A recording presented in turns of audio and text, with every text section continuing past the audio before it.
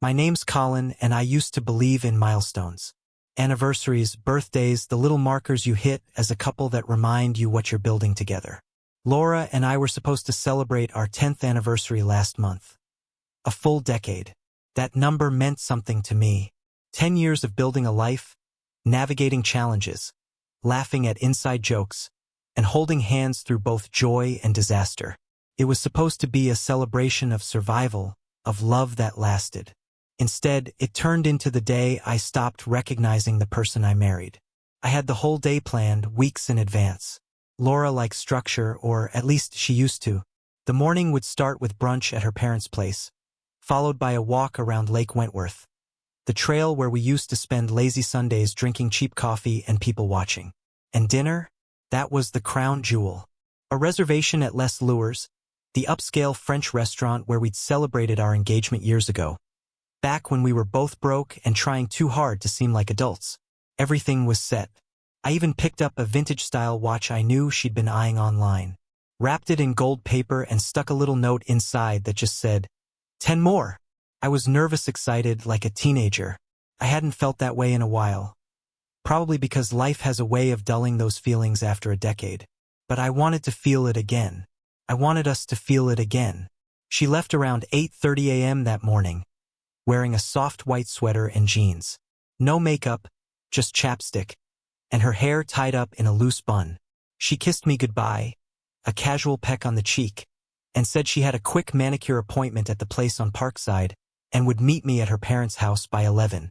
You sure you don't want to just go together? I asked. She shook her head. Nah, I'll meet you there. Gives me time to breathe, you know? I smiled, not thinking much of it. All right, but don't get fancy without me. She gave me a look, half amusement, half something else I couldn't place at the time. And then she left. At exactly 10:04 a.m., my phone rang. It was Carol, Laura's mom. I almost didn't pick up. I figured maybe she needed help setting the table or wanted to double-check Laura's favorite tea. But her voice was shaking. Colin? You're not with Laura. No, I said, instantly alert. She said she was meeting you guys there after her appointment. There was a pause. Then, she told me you canceled brunch. She said you two had a fight last night and that she was going to Chicago for a few days. She said she already left. My blood ran cold. Chicago, I repeated. Yes, she was vague, said she needed space, but she was calm, Colin. Like she already had it planned. I hung up mid-conversation. I wasn't rude often, but I didn't have it in me to stay on the line. I tried calling Laura immediately, once, then twice. Straight to voicemail. Her phone wasn't off, which told me she was either hitting decline or ignoring the call entirely. Neither felt good. A few minutes later, I got a text. I need to think. Just a couple of days. Don't panic. That was it. No punctuation besides the period. No, I love you. No, I'm okay. Just those 6 words, like she was sending an email to a coworker. Don't panic? I stood there in the middle of the kitchen, holding a plate of strawberries I'd washed for brunch, wondering what dimension I had stepped into. My heartbeat was in my throat. I stared at her message until my phone dimmed and shut off. Then I just stood there in silence, surrounded by half-sliced fruit, warm bagels, and champagne chilling in a bucket that would never be opened. I didn't sleep that night. I didn't eat either. I went through the motions, fed our dog, cleaned the living room even though it was already spotless, and sat on the couch staring at the dark window for what felt like hours. I thought maybe she was going through something personal. Maybe she was overwhelmed. We hadn't fought, at least not recently. But the signs were there now that I looked back. Little things that didn't register at the time. Her silences. The way she smiled at me like she was performing. The way she had started locking her phone screen immediately after use.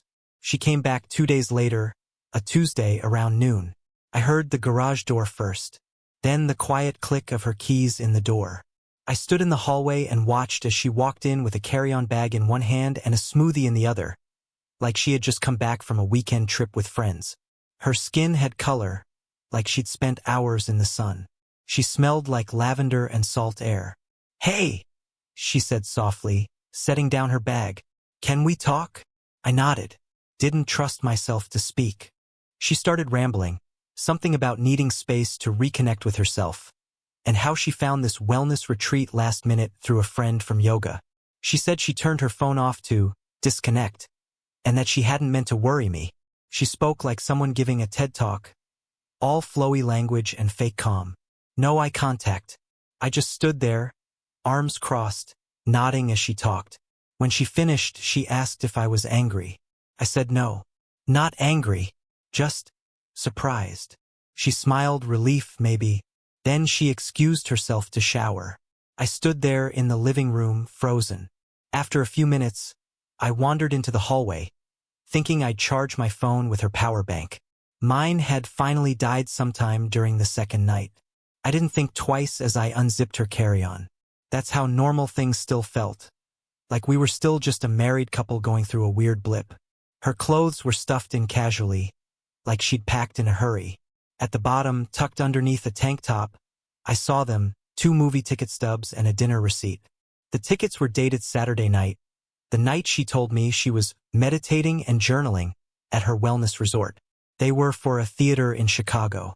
The movie, some romantic drama we'd once watched the trailer for together.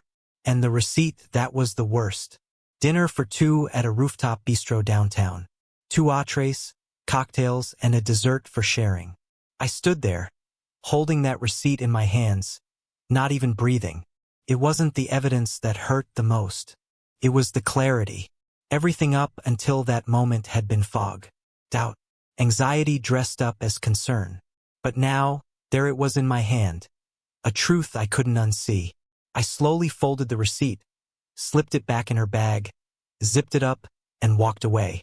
She was still in the shower, humming some soft tune I didn't recognize. I didn't say a word when she came out, just smiled faintly, like I was okay, like I hadn't just watched the last 10 years of my life quietly split in half. Something inside me shifted that day. Not rage, not sorrow, just distance. She thought she came back to the same husband. She didn't. In the days after Laura came back, something shifted. Not just in her, but in me. I started watching, not out of paranoia at first, but because I didn't know what else to do with the unease. There's this quiet sort of grief that creeps in when you realize the person you love is slowly becoming someone you no longer understand. It wasn't about finding proof. Not yet. It was about trying to catch up with reality, the one she had already moved into. I replayed everything from the last few months, over and over. Little things that once seemed normal started to feel like threads unraveling a sweater I thought was whole. Like the phone. A month ago, she'd changed her passcode. I only noticed because I tried playing a song for her while she was driving. I asked what the new one was, and she paused before answering. Oh, I changed it after the last iOS update. You know, for security. Hackers and stuff. Hackers and stuff. I nodded at the time and let it go. But now I remembered her hesitation. The way she looked out the window as she said it, like the clouds were more interesting than the question I'd asked. Then there was the laughing. Laura used to laugh with her whole body. Like, when she really got going, she'd throw her head back and slap the table and lose her breath. We had this running joke. Every time one of us left the fridge open, the other would pretend to faint dramatically. Dumb, I know, but that was our thing. She stopped laughing at it. She'd just give me this tired smile like she was humoring a child. I tested it one day, left the fridge open and flopped to the floor like a cartoon. She glanced up from her phone, barely blinked and said, "You're going to hurt your back doing that." And her kisses, those were the worst part. Laura used to kiss me like she meant it. Forehead, shoulder, behind the ear. Random, unplanned affection. But now, she'd kiss me when she had to, like it was on her checklist. Kiss husband goodbye, check. One night, she came home later than usual. Said she'd been binging something on Netflix with the girls. A show we'd planned to start together. I asked which episode they got to. She blinked and said, "Oh, episode 3, maybe? There are 10 episodes in that show. We'd watched the first 5 together 2 weeks ago." She never corrected herself. Never noticed the inconsistency. I started noticing her perfume had changed. Not stronger, subtler. Cleaner. like something someone else had recommended. She used to ask me to weigh in on that kind of thing. "Does this smell like me?" she'd ask. That was a Laura phrase. But now it was like she didn't care if I noticed. Or maybe she didn't want me to. Then there was the gym. Laura used to hate working out. Her idea of exercise was walking to the mailbox barefoot or doing 5-minute stretches while watching The Office. But out of nowhere, she was going 3 times a week. "It clears my head," she said. I asked if she wanted me to go with her once. She gave me a look. The kind that says, "You don't get it," without saying a word. That's when I found the receipt. It was in her purse, wedged between 2 folded tissues. A small square from a boutique florist across town. I'd never been there. The flowers weren't for me. The note scribbled on the back said, "Couldn't stop thinking about you. Same time next week." No name. No initials. Just the ink of someone comfortable enough to be cryptic. I didn't confront her. Not yet. Instead, I tried to reclaim some version of us. I booked a last-minute weekend getaway to that little bed and breakfast upstate where we once got snowed in for 2 days. Brought it up while we were eating takeout on the couch. Her face tightened. "Oh, I think I have a client dinner that Saturday. You can reschedule, right?" She hesitated just a second too long. "I'll see. But don't book anything yet." That night, I lay in bed beside her, listening to her soft breathing as she slept. I stared at the ceiling, wondering what it meant that I was more familiar with the cracks up there than with the woman lying next to me. I started waking up in the middle of the night, anxious. She'd be curled away from me, her phone charging on her nightstand, screen always facing down. I'd lie there and stare at it like it was ticking. Some nights I imagined picking it up, unlocking it, and finally seeing the whole picture. Other nights I just lay there, paralyzed by the possibility. And then came the shirt. It was the one I gave her on our first anniversary. Soft gray cotton with a little stitched heart near the collar. She wore it for years: movie nights, sick days, mornings with pancakes. She called it her Sunday skin. One day I saw it, folded neatly in a box with the rest of our winter clothes. Out of sight, not part of the rotation anymore. Picked it up and held it. It didn't smell like her anymore. I put it back in the box. It was like she was archiving memories while I was still trying to make new ones. I started to realize something. It wasn't just that she might be with someone else. It was that she had already left in every way that counted. The body beside me in bed, the voice in the hallway, the smile across the dinner table. It was all an echo, like living in a house where the lights still work, but no one's really home. One night, I caught her giggling on the phone in the next room. It was late. I was supposed to be asleep. The door was almost shut, but not quite. I stood in the hallway listening. Her voice was soft. "Lo, int asterisk mate." I couldn't make out the words, but I didn't need to.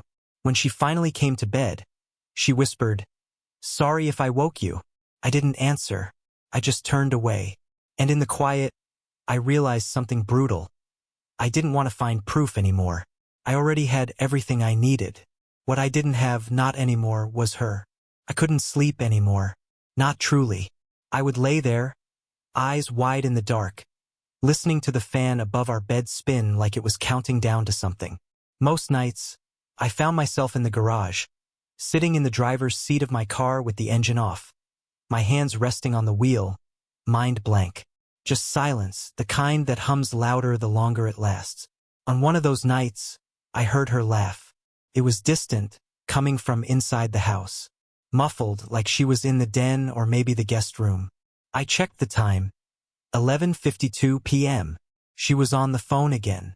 I didn't move, just sat there, hearing the sound of her happiness, real happiness, aimed at someone else. Not me. I couldn't remember the last time I made her laugh like that. The next morning, I decided I needed a reason to leave the house, even if it was just to avoid her face over coffee. I took the car to a wash a few towns over. One of those slow, old-school places that still did interiors by hand. The kind where the guy drying your hood will also ask about your kids. I pulled into the lot, parked under the awning, and remembered I needed the insurance papers. Figured I'd check her glove box. We kept random paperwork in both cars. Hers was a mess of receipts, lotion bottles, and expired granola bars. I opened it, and there it was. A red card. No envelope, just a single fold, tucked under a pack of gum and a gas station pen. For a second, I thought it might be mine. Laura had a habit of writing me notes back when we were younger. She'd leave them in coat pockets or taped to the bathroom mirror. Silly little things. You're my favorite day. Thanks for Ling the spider last night. But this one wasn't silly. It wasn't hers. The handwriting on the front said simply, "For you." It wasn't her handwriting. I opened it. My hands were shaking before I even unfolded the paper. To the best lover in the world. You're the reason I no longer feel guilty. D. That's all it said. No flourish. No inside joke. No date or doodle. Just that. I sat there, staring at the card. My mouth was dry. My chest tightened so sharply I had to exhale just to keep from tipping forward. Lover. Not friend.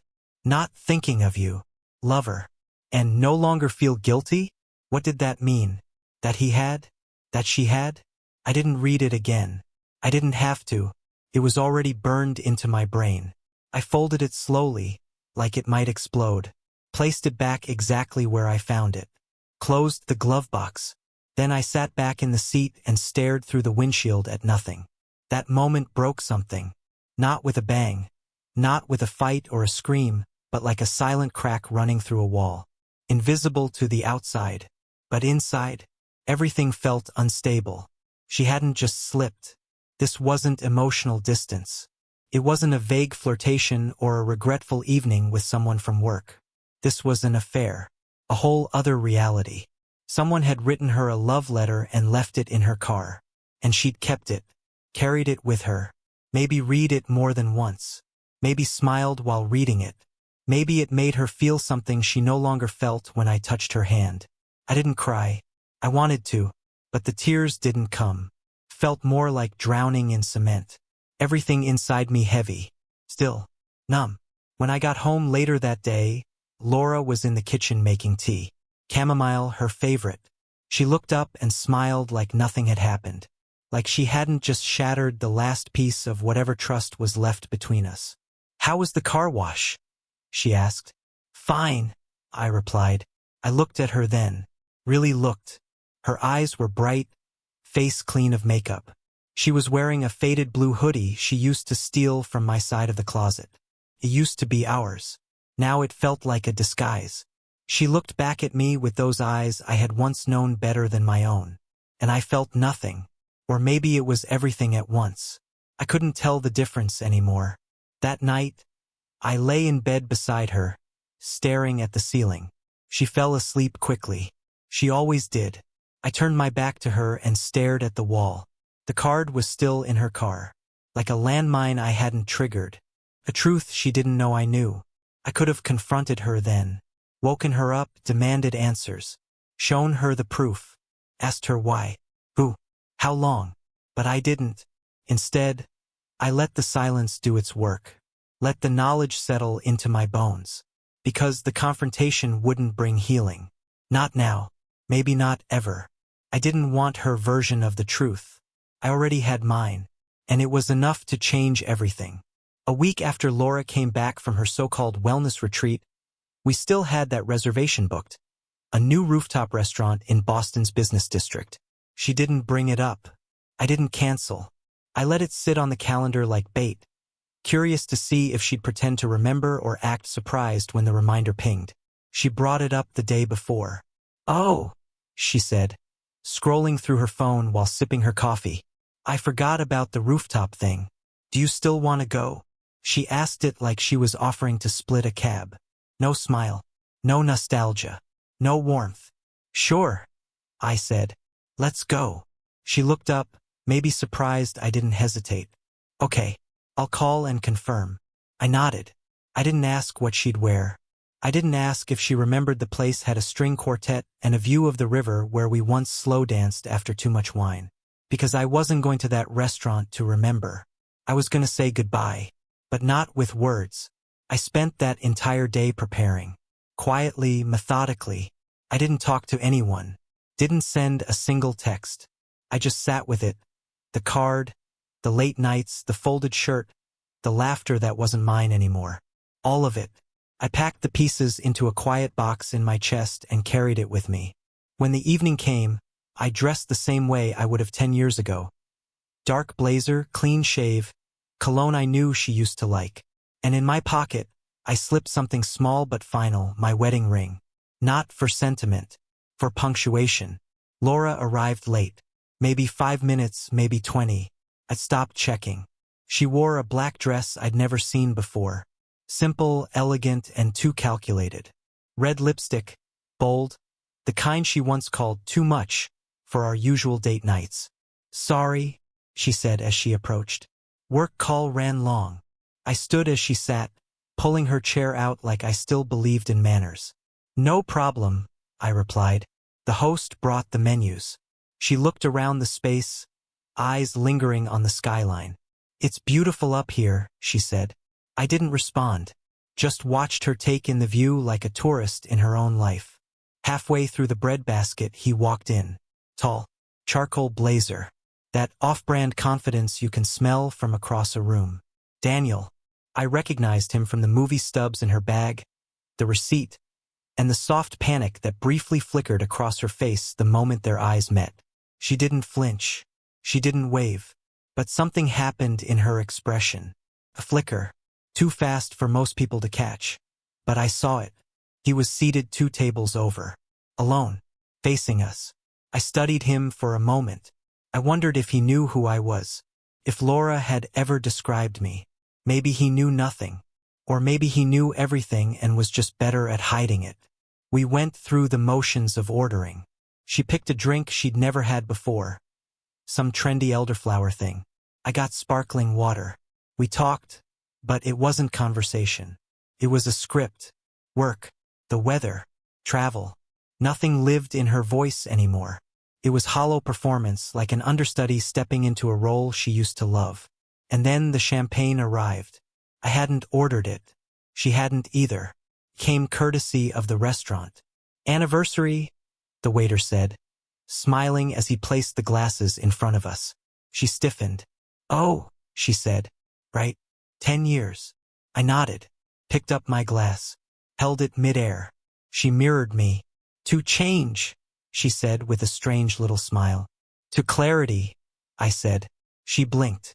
Then I reached into my pocket. Not slow, not dramatic, just quiet, intentional. I took the wedding ring and held it for a second, letting the weight of it sit in my palm. The waiter had just returned to check on us. I turned to him and said, softly but clearly, would you mind? Could you throw this away? He looked down at the ring, then at me. His eyes flickered. He wasn't sure if it was a joke. Sir, I don't need it anymore. He hesitated, then nodded, lips pressed together like someone who had seen too many breakups from behind a serving tray. He took it, walked away. Laura stared at me. She didn't ask why. She didn't cry. She just understood. Not a word passed between us. But that silence, that one dense second, said everything. She looked at me, and her lips parted slightly like she wanted to explain. Maybe reach across the table, maybe pretend for one more minute that we were still us. But I stood, slid my chair in, picked up my jacket. I'll get a cab, I said. She nodded. Her hands rested gently on her lap. Her eyes were glassy, but she didn't follow me, didn't call out, didn't try. I walked past Daniel on the way out. He never looked up. Or maybe he did, but I didn't care enough to check.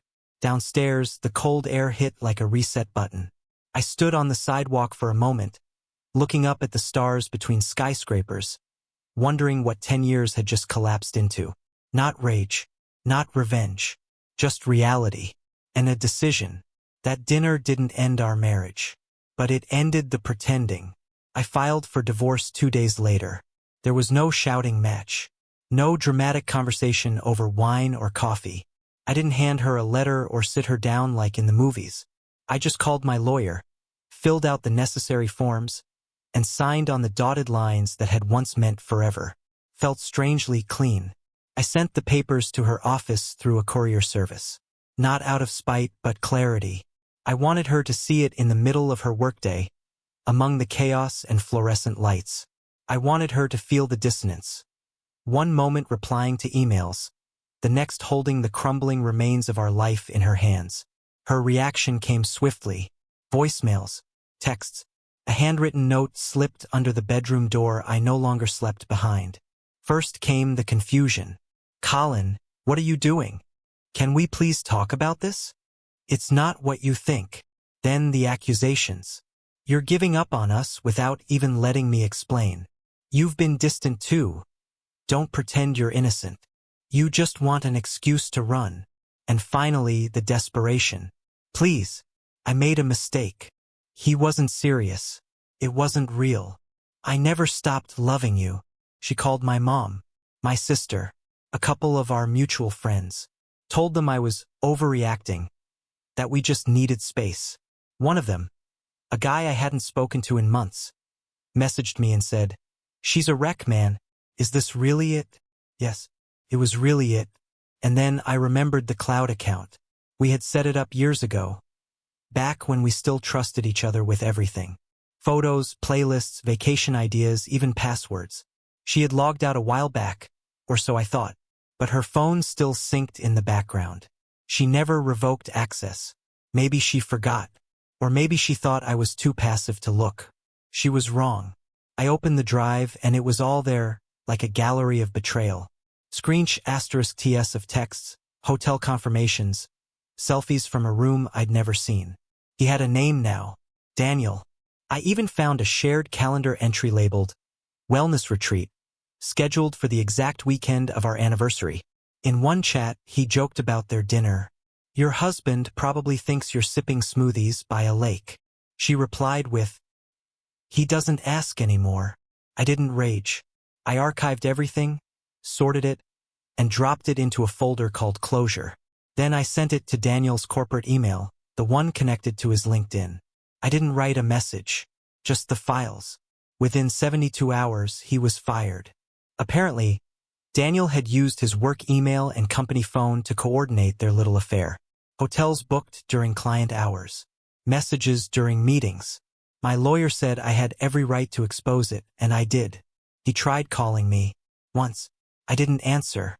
He left a voicemail I'll never delete, just so I never forget the sound of entitled regret. "You ruined everything, man. That was **LL. **LL? I laughed when I heard that. "No, Daniel. What you did was **LL. You didn't just sleep with someone's wife. You made plans. You gave her another life. You helped her lie and smile and kiss me on the cheek while she waited for your next message."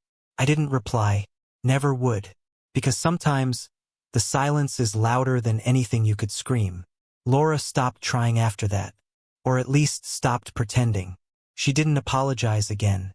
She didn't cry in the hallway or wait up for me to come home. She just disappeared into the house like smoke. Quiet, elusive, present but already gone. I stayed for another week, long enough to make my moves. I opened new accounts, split the bills, got my name off the mortgage, called every company we ever shared and said, "Separate us." It was like unraveling a knot in reverse, pulling each strand free with deliberate calm. One night, I came home from a long drive to find her sitting at the kitchen table with the lights off, just the glow of the fridge behind her. She was holding a mug she didn't drink from. "Are we really doing this?" she asked, her voice small. I didn't sit down. "We already did." She didn't argue. Because what do you say when someone shows you the truth, your truth, and doesn't even flinch anymore? You stay quiet. You fade. You lose. A week later, I returned to the house, not to talk, not to reason, just to pack. I'd rented a short-term place, and my plan was simple. In, out, gone. Laura was there when I arrived, sitting by the window, clutching a photo of our wedding day like it meant something again. She wore my old hoodie, the one she used to steal on Sundays, the one that had stopped showing up in the laundry. "I didn't mean to hurt you," she said quietly. I was confused. When I didn't answer, she got sharper. "You're cold now. You don't even care, do you?" I just wanted to feel alive again. I didn't rise to it. No yelling. No accusations. Just methodical silence. I moved through the house we'd shared like a guest with no attachment. I unplugged my charger from the wall, boxed up old books, pulled my clothes from drawers she used to fold. I went room by room, canceling parts of us. Shared streaming accounts? Logged out. Credit cards? Removed. Our vacation fund folder on the desktop? Deleted. Then I erased the photo albums. Not in rage, but as routine. When I finished, I left my house key on the counter and a small flash drive taped to the fridge. Labeled, "This is all that's left. The rest no longer yours." She didn't follow me out. I think she knew that if she did, I wouldn't turn around. I didn't take one last look at the living room or the ring dent still in my nightstand. I just closed the door behind me. That house wasn't mine anymore. It was a museum of what used to be, and I had no interest in being part of the exhibit. 2 weeks later, I moved into a small apartment near the water. Quiet, clean, no framed memories, no perfume in the bathroom air. Mornings came easier. I drank black coffee again, bitter, strong, no sugar. The way I used to. I walked more, ate slower, slept deeper. The barista at the corner shop started calling me by name. Not Laura's husband. She still texted. First came the anger, then guilt, then nostalgia dressed up as regret. I ruined everything. I'm sorry. Then the question I knew would come. You still love me, don't you? I stared at that one the longest. I didn't reply, didn't think, just blocked the number. And that was it. Not with fireworks, not with closure, just silence. And that silence? It wasn't empty. It was clean. It was mine. No more decoding glances. No more fake explanations. No more wondering if laughter behind a closed door belonged to someone else. I didn't feel victorious. I didn't feel proud. I just felt free. And for the first time in a long time, being free didn't hurt.